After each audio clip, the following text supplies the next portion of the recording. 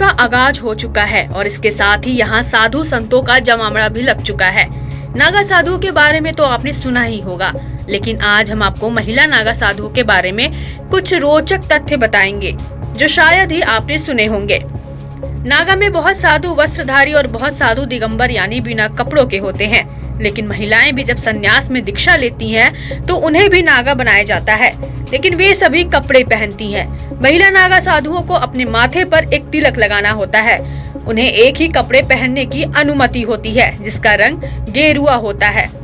महिला नागा साधु बिना सिले हुए कपड़े पहनती हैं, जिसे गंती कहा जाता है। नागा साधु बनने से पहले महिला को 6 से 12 साल तक ब्रह्मचर्य का पालन करना होता है। जब महिलाएं ये कर ले जाती हैं, तो उन्हें महिला गुरु नागा साधु बनने की अनुमति दे देते हैं। नियम ये भी कहता है कि वे ही महिलाएं नागा साधु बन सकती हैं जिन्होंने अपना गृहस्थ जीवन पूरा कर लिया हो या गृहस्थी बसाई ना हो। सिर्फ इतना ही नहीं, महिला नागा साधु उन महिलाओं को बनाया जा सकता है जिन्होंने किसी कारणवश गृहस्थ जीवन को त्याग कर दिया हो। इस तरह की महिलाओं को अपने गुरु को यह सिद्ध करना होता है कि वह स्वयं को ईश्वर के लिए समर्पित कर चुकी हैं और वापस गृहस्थ जीवन में नहीं लौटेंगी। महिला नागा साधु किसी न किसी बड़े अखाड़े से जुड़ी हुई होती हैं।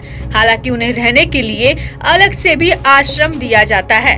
अपने आश्रम में वे अन्य महिलाओं साधुओं के साथ अपने जीवन को निकालती हैं। कुंभ मेले के दौरान अखाड़े में उनके लिए अलग से व्यवस्था की जाती है। यही नहीं, जब पुरुष नागा साधु कुंभ स्नान कर लेते हैं, उसी के पश्चात उन्हें पवित्र नदी के जल में उतरकर डुबकी लगाकर पुण्य अर्जित करना होता है। महिला नागा साधुओं के जीवन में कई सख्त नियम और परंपराएं शामिल है, खासकर पीरियड्स यानी कि मासिक धर्म के दौरान। तो आइए जानते हैं कि महिला नागा साधु पीरियड्स के दौरान महाकुंभ में स्नान और अन्य धार्मिक प्रक्रियाओं को कैसे संपन्न करती हैं। महिला नागा साधु के लिए पीरियड्स के दौरान कुछ विशेष नियम होते हैं। जब कोई महिला नागा साधु यानी कि पीरियड्स में होती हैं, तो वह पूजा और भगवान को छूने से बचती हैं। इस दौरान वे राख शरीर पर लपेटे रहती हैं और गंगा या संगम में स्नान नहीं करती है। इसके बजाय वे अपने शिविर में जल स्नान करती हैं। कुछ लोगों का मानना है कि महिला नागा साधु पीरियड्स के दौरान गंगा जल का छिड़काव करती हैं, लेकिन गंगा में स्नान नहीं करती। कुंभ के दौरान महिला नागा साधु के लिए एक विशेष माई बाड़ा बनाया जाता है, जिसमें सभी महिला नागा साधु रहती हैं। आपको बता दें कि महिला को नागा साधु बनाने से पहले उनके बीते पूरे जीवन की जानकारी ली जाती है। क्या महिला भगवान के प्रति समर्पित है? क्या वो कठिन साधना करने के योग्य है?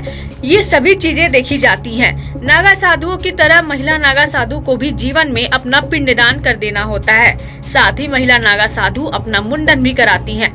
आपको यह भी बताते चले कि पुरुष नागा साधु दिगंबर रहते हैं, यानी कि बिना वस्त्रों के, जबकि महिला नागा साधु के लिए विशेष नियम होते हैं, जिनमें वस्त्र धारण, पूजा पाठ और अन्य जीवन शैली से जुड़ी कई बातों का ध्यान रखा जाता है।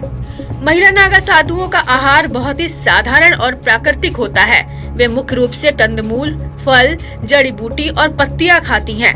उनका भोजन बिना पका हुआ होता है और वे शाकाहारी होती हैं। इसके अलावा महिला नागा साधु का दिन पूजा पाठ और ध्यान से शुरू होता है। वे सुबह ब्रह्म मुहूर्त में उठकर शिव जी का जाप करती हैं और शाम में भगवान दत्तात्रेय की पूजा करती हैं।